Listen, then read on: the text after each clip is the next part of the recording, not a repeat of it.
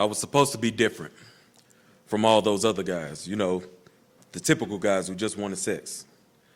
I never thought of myself as a womanizer because I had certain love and respect for women that most guys my age couldn't even comprehend. I suppose it stemmed from the fine example that my father set with my mother.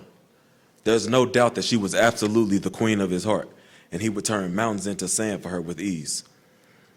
On the rare occasion that I was out with guy friends, I never cared to engage in guy talk. Man, why you gotta call her a bitch? How would you feel if someone treated your mom or sister that way? Yeah, I was that guy. I loved my relationship with women at that point.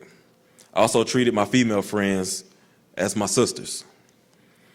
And then I met Toya, and I was captivated immediately when I saw her. She had a distinct brow that spoke determination, an intense gaze that said, "Cross me and I'll fuck you up." Yeah, she was mean as hell, and I loved it. But still, I was determined to inspire her smile. So I appointed myself the man for the job. I really don't know what to say, but I'm always thinking of you every day. You're the blessing that I've never had, an angel in the world gone mad. My deepest fantasy is to gently stroke your cheek, for you are the queen whom my heart seeks. I know I'm a fool for thinking you could ever be mine, but I'll die if I don't ask. Will you be my Valentine? Signed, Anonymous.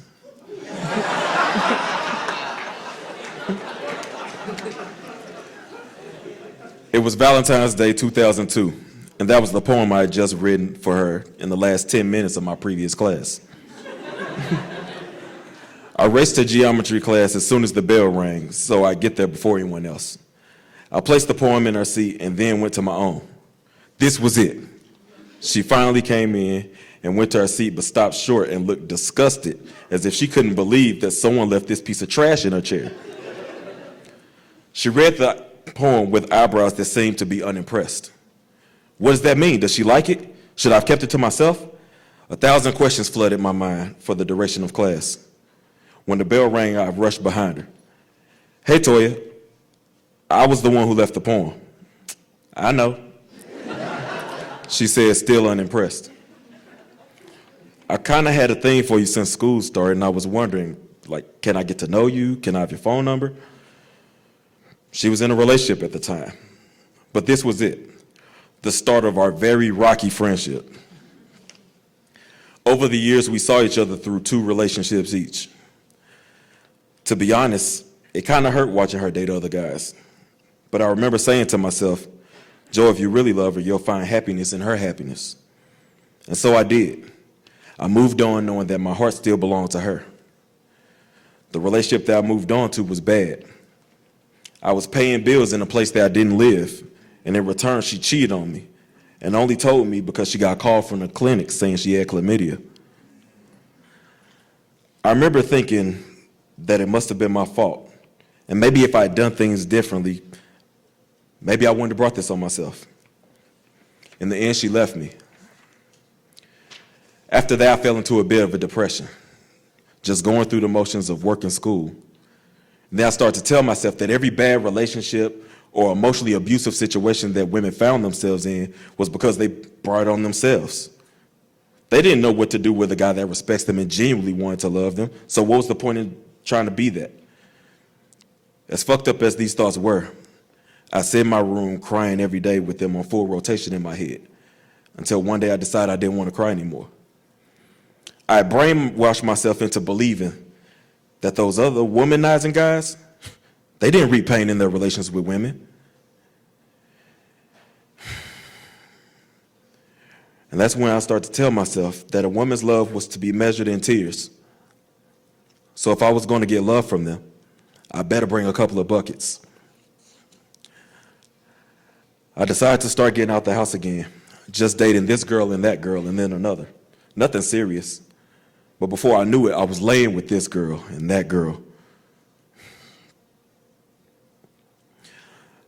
Trying to get the fulfillment of being desired, loved, appreciated, and accepted. Until one day, after not talking for months, she called. It was Toya. She had broken her leg and wanted me to come see her.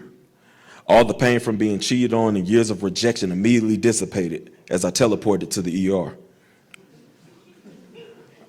I remember rubbing and kissing her hands as she cracked a smile. Toya was back in my life, and I wasn't going to let anything come between us. For the next few months, she and I started getting close again, spending late nights and early mornings on the phone. As soon as the doctor cleared her to leave the house, we went on our first date. We went to the art museum, took a walk in Forest Park, got something to eat in the Del Mar Loop, and then just sat in the car talking for hours. We literally spent every day together for that first week. I remember telling her that this was a dream come true, and if I had to go through all again just to feel this with her, it'd definitely be worth it. But then we started to bump heads on a regular basis. Sometimes she'd verbally lash out, although I didn't think I had done anything wrong. And I take it much of the time simply saying sorry, asking what could I do to make things better. I loved her, so what more was I supposed to do, to get back to our happy place? On a few occasions, she said, "I don't want to hear no sorry-ass apologies." There were times I tried talking to her, many of which I ended up crying due to the feelings of being lost and powerless to get her to understand that I just wanted us to be at peace with each other. I found myself becoming bitter and resentful as my pride started to spew from my pores. Who the fuck did she think she talking to? I convinced myself that I could never let her see me cry anymore. Over the next few weeks, I felt the need to assert my dominance. I remembered a line from a movie, Ghosts of Girlfriends Past, that said, "In relationships, whoever cares less holds the power." It was time to bring out the buckets. One time in mid-argument, while fighting back tears, I began pounding my fist saying, "You think I'm a punk, don't you? You think I'm a punk, don't you?" It's cool. I'm going to show you better than I can tell you. That's when I started becoming more verbally aggressive, disrespectful, and emotionally abusive.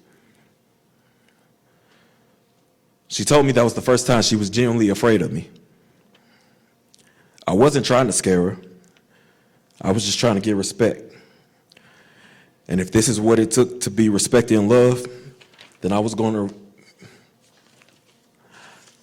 to welcome it with open arms. I started to have a zero tolerance policy. And then I killed a piece of myself that day. I started to sacrifice my morals. Eventually, we found ourselves breaking up and getting back together 3 times in 1 month. The third time, I never anticipated getting back together. I literally went out that night and slept with someone else. Seeking what I thought would feel like relief, power, and acceptance felt more like emptiness and regret. And then guilt flooded my heart the next morning on my way home as she called me. I know we had split up, but it still felt wrong. She apologized and told me that she loved me. And then she asked if we could make it work for real. I told her yes, despite my secret. Everything was good until the next time we had another fight. This time I played it calm, but I simply returned to the other woman's house. It was the first time I had cheated. It started to become easier and easier.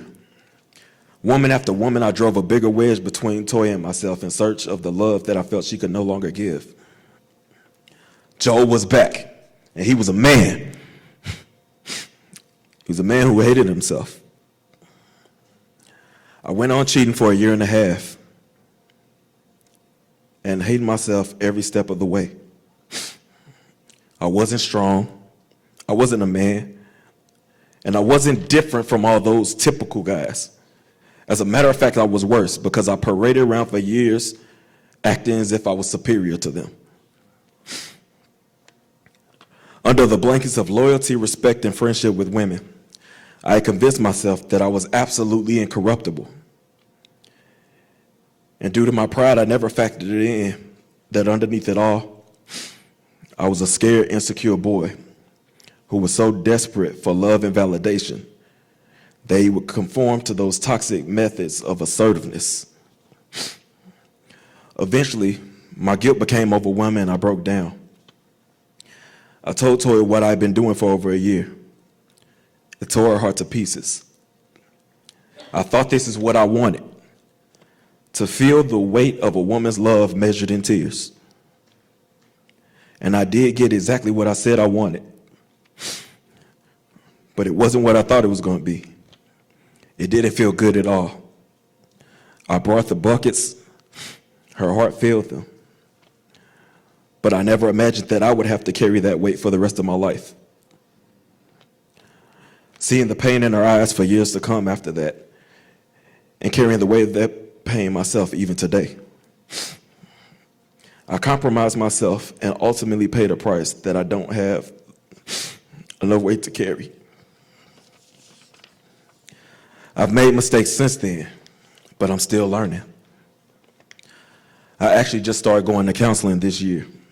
Figured I should try a different approach to this journey of manhood.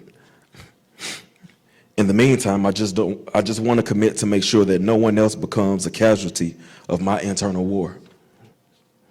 And I'm no longer trying to be different or better than those other guys.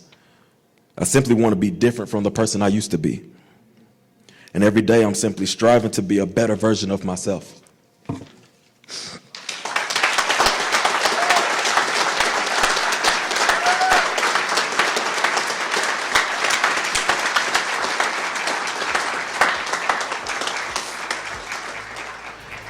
Next up, we have John with How to Not Fit In.